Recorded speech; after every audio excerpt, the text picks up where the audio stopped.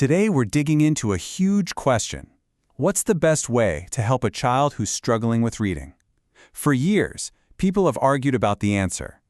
But what if all that data, all that research, was pointing to one simple truth, hiding in plain sight? Well, let's find out. Just look at this number, 15 million. Let that sink in for a second. It's a huge figure, and it represents a massive challenge. But what exactly is it counting? That's the estimated number of native Chinese-speaking kids who are at risk of having trouble learning to read. Now, even though this particular study focuses on one language, this is a universal problem. Falling behind in reading isn't just about school. It can really shape a child's entire life. So getting this right is absolutely critical. So that's the real question, isn't it? With so many kids needing support, where should we, parents, teachers, focus our time and our energy? What actually moves the needle? To get at a problem this big, you can't just rely on a gut feeling or what worked for one kid in one classroom. You've got to look at the whole picture. So how do you find a definitive answer? Well, scientists have this incredibly powerful tool called a meta-analysis. You can think of it as the ultimate study of studies. Instead of doing brand new research, they just gather up all the best studies that have ever been done on a topic and see what all that combined evidence tells us. And just look at the scale of this thing. They crunched the numbers from 51 different studies. That included over 2,000 children. And get this, it spanned 3 decades of research.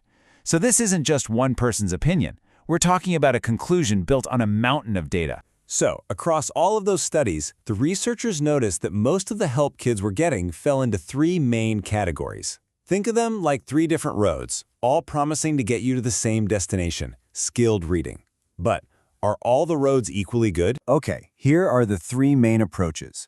First, you've got interventions that focus on decoding skills. That's the real nuts and bolts, matching letters to sounds. Second, you have metalinguistic skills, which is more about understanding the rules of language, like grammar. And third, there are interventions for general cognitive skills, like trying to improve a child's memory or attention. So which path works best? After sifting through all that data, a really clear picture started to take shape. And what it showed? Well, it was pretty surprising. All right, take a look at this. These bars show something called effect size, which is just a fancy way of saying how much of a difference each method made in helping a kid sound out words. And I mean, wow, the result is just so clear. Interventions focused on decoding weren't just a little better, they had more than double the impact of the other 2. Okay, but, sounding out words is one thing. Can the kid actually understand what they're reading? Because that's the whole point, right? And this is where things get really wild. Decoding and metalinguistic training both helped kids understand more. But look at cognitive skills training. Look at that number. It had a slightly negative effect. Just think about that for a second. The effort to improve general memory didn't just fail to help, it might have actually been counterproductive. So here's the bottom line. Trying to improve general cognitive skills might help a kid sound out words a little bit, sure. But it completely falls apart when it comes to comprehension. The only interventions that really helped kids understand what they were reading were the ones that focused on reading skills themselves, especially decoding. This all leads to a really powerful idea. In medicine, a pill might have a bunch of different things in it, but there's usually just one active ingredient that's doing all the real work. Well, it turns out reading interventions are kind of the same. In fact, the researchers themselves said it best. They summed up their entire 30-year analysis with this one powerful sentence.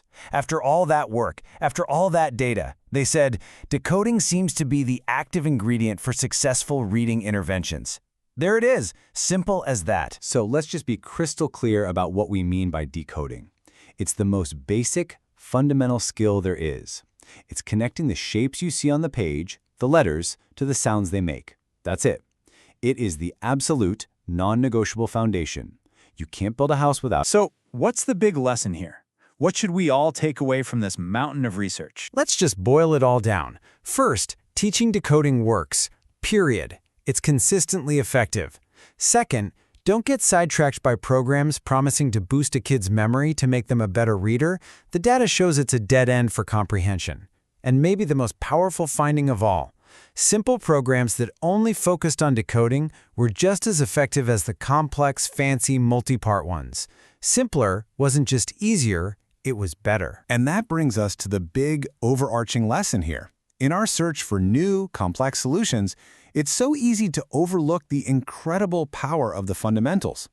This research proves that when it comes to reading, mastering the basics isn't just a path to success. It's the most reliable and the most effective one. So I'll leave you with this thought. The evidence gives us a clear answer for how to teach reading. But it also makes you wonder, doesn't it? In our jobs, our hobbies, and our own personal learning, where else are we overcomplicating things? Where might we find our next big breakthrough simply by going back and mastering the basics?